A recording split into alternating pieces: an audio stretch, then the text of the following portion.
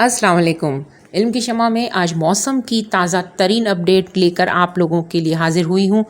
بنگلہ دیش کے پاس اور انڈیا کے قریب خلیج بنگال میں ایک بہت بڑا بھنور اور سمندری طوفان اپنا رخ کراچی کی طرف کیے ہوئے ہے اور یہ 2 سے 3 دن کے اندر کراچی پر چھا جائے گا اگر اس کا رخ اسی طرح سے کراچی کی طرف رہا تو، اور یہ بہت شدت اختیار کر چکا ہے۔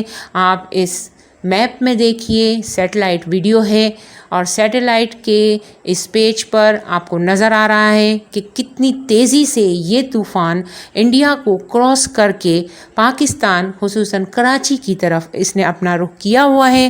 اگر اللہ نے چاہا تو اس کا رخ بدل جائے گا۔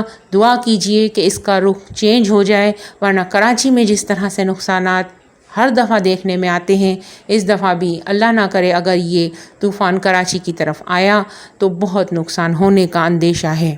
اور سپتمبر 28، سپتمبر 29 اور 1 اکتوبر کو پاکستان خصوصاً کراچی میں بارشوں کا بہت زیادہ امکان ہے۔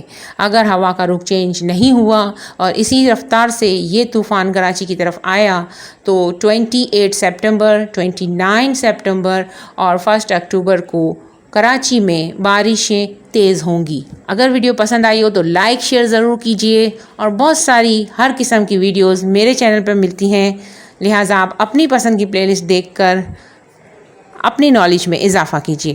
اللہ نگہبان۔